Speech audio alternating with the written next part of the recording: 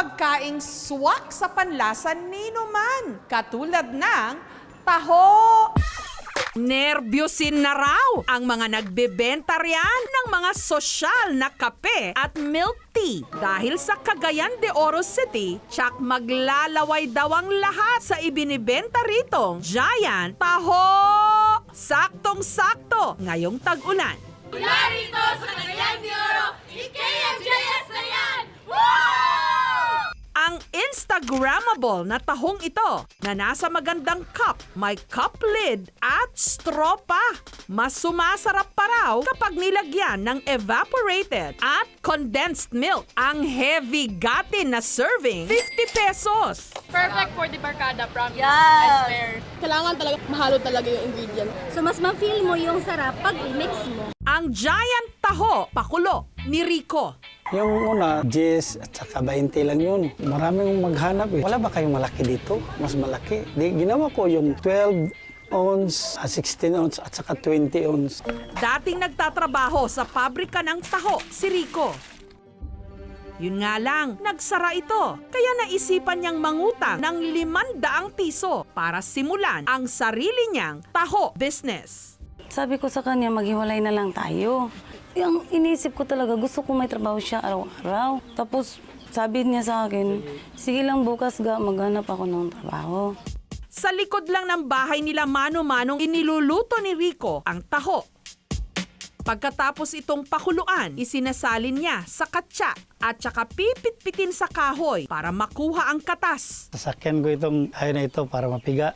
3 beses niya itong pinipiga hanggang makuha ang soya milk. Saan po dadalhin? Yung sapal, pagkain ng baboy.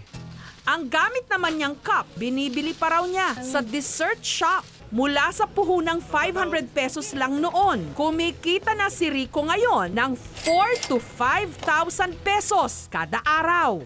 Yung pagmamahal mo sa tinitinda mo at sa pamilya mo. Yun, sekreto ko. At always think positive. Huwag kayong baka hindi ito mabili. Ang taho galing sa salitang Hokkien na tauhua. Ang ibig sabihin, tofu pudding. Panahon pa raw ng Han Dynasty sa China nung nadiskubre ang soya beans na nadiskubre ring masarap gawing panghimagas. Lalo na kung hahaluan ng almond syrup. Later on, it was passed on to the Malays na they actually call it tau hue. Since nag-settle din naman yung mga Malays dito sa country natin, sa Philippines, na-pass on din nila yung snack na ito na tawag nating taho. Hanggang nakarating na rin ito sa mga kalsada ng Pilipinas. Ang sigaw ni Jeffrey, 15 taon nang alarm clock sa kanyang mga customer dito sa Tagaytay. Hudyat para maglabas na sila ng sari-sariling baso. Mas gusto namin ang sariling lalagyan eh. Mas marami ang laman. Pag may baso sila, lalagyan ng marami-rami kasi nakakaya naman pag kunti lang ilagay mo, lalo mga suki. Minsan niya, dinadamihan ko na. Hindi ba yun nakaka-apekto sa kita? Kakapikto, malaking apekto yun. Ayos lang ho.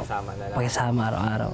Ang itinitindang taho ni Jeffrey mula sa pabrika ni na Rose sa Mendez sa Cavite. Habang po nag-aantay tayo ng kumulo yung tubig, kailangan po gilingin yung soya. Saka po ilalagay yung nagiling na po na soya. Ang tawag doon ibibistay para makuha yung soya milk. Lagay po ng calcium para po na maging taho. Ang mga tindero na ang gumagawa ng kanya-kanyang mga pampatamis na arnibal at sago. Hanggang 8 oras lang daw ang pwedeng itagal ng taho bago ito mapanis. Ang itinitindang taho naman ng pamilya ni Ronald, may iba't ibang flavors. Strawberry, chocolate, pandan na ibinibenta nila ng litro-litro. 450 hanggang 3,000 pesos, depende sa laki. Taong 2002 raw nung pasukin ng pamilya ni Ronald ang paggawa ng taho sa mga kalsada. This was really backyard. In fact, nasa parking lot namin nung nag-umpisa kami niyan. Nag-allocate lang kami ng space para doon sa pugon, naglagay kami ng chimney, gano'n. Then that's how it started. Pero dahil sa higpit daw ng kompetisyon, iniba nila ang kanilang target market, ang kanilang pinuntirya, mga hotel at restaurant. Parang ano siya, original na pandan siya kasi lasang-lasa yung pagkapandan niya. I know if my son gets it, he will be like, Mom, can I have one more?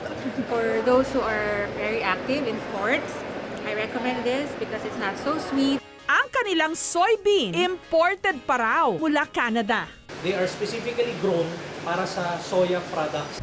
Ngayon, supplier na sila ng taho sa mahigit 20 mga restaurant at hotel sa Maynila. Our members are really looking for more healthy food, and what's better than taho? Mula sa maliit nilang pagawaan noon, may sarili ng pabrika ng taho. Right now, yung mga magtataho natin, marami sa kanila hindi na umaabot sa masa. Why? Because right now, puro subdivision, puro condo. Hindi naman sila makapasok doon. A lot of the new generation, hindi nila alam kung ano yung taho. Right now, at least kahit na paano, you will still find them in hotels. Most of the 5 or 6-star hotel, we supply them. Meron silang taho sa buffet breakfast. Ang taho, sala sa init, sala sa lamig. Pwedeng kaining mainit o malamig. Sa Batangas City, bestseller daw ang chilled taho na may flavored syrup. Strawberry, blueberry at chocolate, 30 pesos kada cup. Meron din silang chilled taho na may fresh fruit toppings. Imbensyon daw ito ng nanay na si Tin. Marami kasi ngayon are gearing towards healthy snack options. So kahit dessert yung taho, marami kang makukuha na health benefits. Ang kanya raw naging food critic ang dalawa niyang mga chikiting. Nag-trial and error daw muna siya kung anong prutas ang babagay sa taho. Lalo pat madali itong masira hanggang nasubukan niyang lagyan ito ng mangga at avocado. Ang staple talaga is yung mango kasi all year round nandyan lang. Tsaka marami kami ding avocado sa bahay dahil yung mga parents namin ay diabetic. So isa yung avocado sa low glycemic na fruit.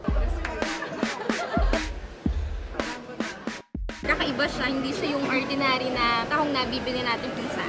Chilled siya. May fresh fruit. Yes, may fresh fruits. Kaya healthy na. Isa ito sa mga pagkaing walang kinikilalang antas. Swak sa masa. Favorite din ng mga may pera. Mayaman man o mahirap, sa taho, pantay-pantay. Thank you for watching, mga kapuso. Kung nagustuhan niyo po ang videong ito, subscribe na sa GMA Public Affairs YouTube channel. And don't forget to hit the bell button for our latest updates.